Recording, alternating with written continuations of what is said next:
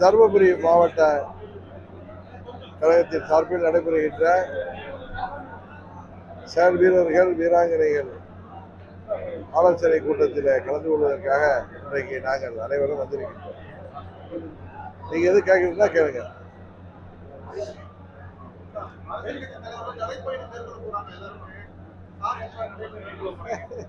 அரசியல் கட்சி தலைவர் யாராவது சில கட்சி தலைவர் நடைபெறும் பண்ணா எல்லாரும் நடைபயணம் போகணும்னு ஏதாவது கட்டாயம் இருக்கா என்ன? ரெண்டுலாம் மக்கள் இதெல்லாம் விரும்புறது இல்லை. நம்மளாம் உருவாக்கிக்கிறதுலாம் இன்றைக்கும் நான் அதை பெருசா எடுத்துக்கிறது. தேர்தல் பணி ஏற்கனவே நடந்துட்டு தான் இருக்கு. இப்ப இங்க தருமபுரி மாவட்டத்தில் உள்ள கழக நிர்வாகிகளையும் செயல் வீரர்களையும் தேர்தல் பணிக்கு தயார்படுத்தி வருகிறார்கள். அந்த நேரத்தில் அவர்களை சந்தித்து கலந்து ஆலோசிக்க தான் அந்த கூட்டமே நடைபெறும். தமிழ்நாட்டில் சட்டம் ஒழுங்கு சந்திச்சிருக்கிறதுங்கிறது தானே இன்னைக்கு மக்களுடைய பெரிய ஒரு கோபத்தின் காரணமே. கொலை கொள்ளைகள் கூலிப்படைகள் யார் உயிருக்கும் பாதுகாப்பு இல்லாத ஒரு நிலைமை. தமிழ்நாடு முழுவதும் இன்றைக்கு போதை மருந்து புழக்கம் கலாச்சாரம் இன்றைக்கு பெருகி வருகிறது. அதுவே பெரிய பல கொலைகளுக்கு காரணமாக இருக்கு.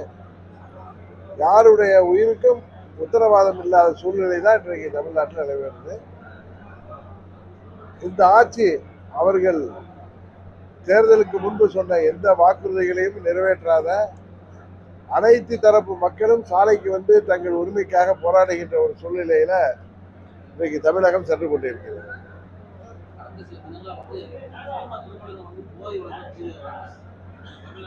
அதுதான் தமிழ்நாட்டில் போதை மருந்து புழக்கம் அதிகமாயிட்டு ஒரு வியாபார சந்தையாகவே தமிழ்நாடு இன்றைக்கு சேர்ந்து வருவதாக எல்லோரும் சொல்கிறார்கள். இதையெல்லாம் கட்டுப்படுத்த வேண்டிய அல்லது போதை மருந்து புழக்கத்தை முழுவதுமாக தடை செய்ய வேண்டிய தமிழ்நாடு அரசாங்கம் இன்றைக்கு வேடிக்கை பார்த்து கொண்டிருக்கிறது என்றுதான் இந்த நேரத்தில் சொல்லணும்.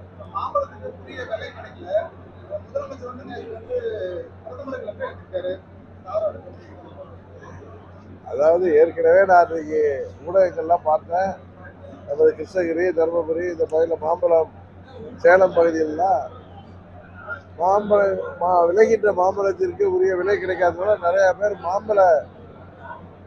மாமரங்களை எல்லாம் அழித்து விட்டு வேறு விவசாயத்திற்கு செல்லணுங்கிற அளவிற்கு மாறி வருவதாகவே ஒரு வருந்தத்தக்க சூழ்நிலை வருகிறது. இந்த நேரத்தில் தான் அவர் கண்கெட்ட பிறகு சூரிய நமஸ்காரம் மாதிரி முதலமைச்சர் அது இவர்கள் தங்கள் பொறுப்புகளை தட்டி கழிப்பதற்கு என்ன சொல்லுவாங்க. இப்பதான் பிரதமருக்கு கடிதம் போட்டிருக்காங்க.